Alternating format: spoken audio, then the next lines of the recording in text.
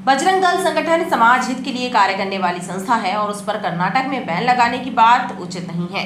कई वर्षों पूर्व भी कांग्रेस सरकार ने ऐसी गलती की थी और उसके परिणाम स्वरूप सरकार का तख्ता पलट हो गया था। ये कहना है केंद्रीय इस्पात एवं ग्रामीण विकास राज्य मंत्री फग्गन सिंह कुलस्ते का।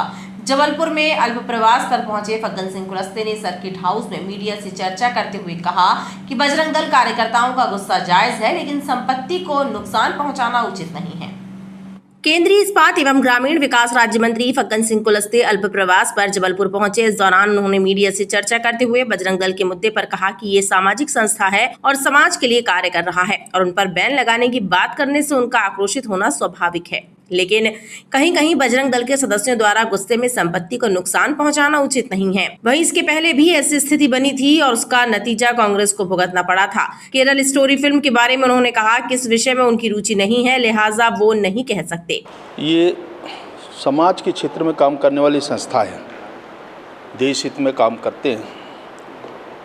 ये इस सब चीज़ों के बारे में एक बार कांग्रेस को विचार करना चाहिए कि पिछली घटना आप देखेंगे 75-76 में जब एक बार बैन किया था कांग्रेस ने, तो कांग्रेस का डेरा उखाड़ दिया था पूरे हिंदुस्तान के लोगों ने। 77 में इतनी बुरी हार हुई थी।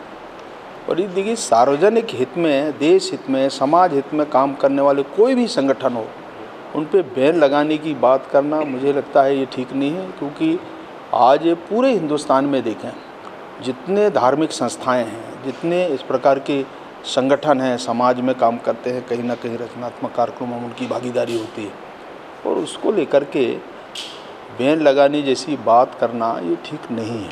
लेकिन जो तोड़फोड़ बजरंग दल के कार्यकर्ताओं ने की है वो कितना उचित? देखिए, आप किसी को जैसे सांप को मारते हैं ना तो सांप दौड़ता है, ऐसी ही।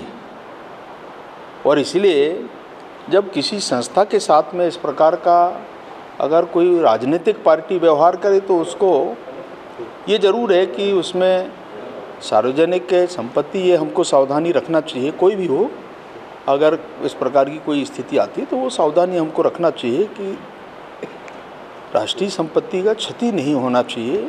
हम उसका प्रतिकार अपने तरीके से कैसा कर सकते हैं, उसका विरोध प्रदर्शन कर सकते हैं, वो उस हिसाब से हमको ध्यान में रखना चाहिए। परंतु क्या स्थिति है वो मुझे पता नहीं, बाकी जो मैं अनुभव कर सकता हूँ। वहीं कुछ पूर्व नेताओं द्वारा बीजेपी छोड़ने के सवाल पर उन्होंने कहा कि आज के समय में बीजेपी सबसे बड़ी पार्टी है और ऐसे में सभी के साथ सामंजस्य बिठाकर कार्य किया जाना कठिन है, जबकि पार्टी में सभी को एक समान सम्मान दिया जाता है। मगर उसके बाद भी कुछ लोग पार्टी से जा रहे हैं तो ये उनका निर्णय है। लंबे समय तक काम करने के साथ साथ अब इतनी बड़ी पार्टी हो गई है, सबको समायोजित करना ये तो बड़ा कठिन काम है कोई भी ऑर्गेनाइजेशन के अंदर। और इसलिए हम तो देखिए विचारधारा के लिए लड़ते हैं, किसी पद के लिए नहीं। हम लोग भी 40 साल हो गए काम करते करते, तो ये अनुभव आया देश में जो बेहतर कर सकते हैं, समाज के अंदर काम कर सकते हैं, वही कोशिश करना चाहिए।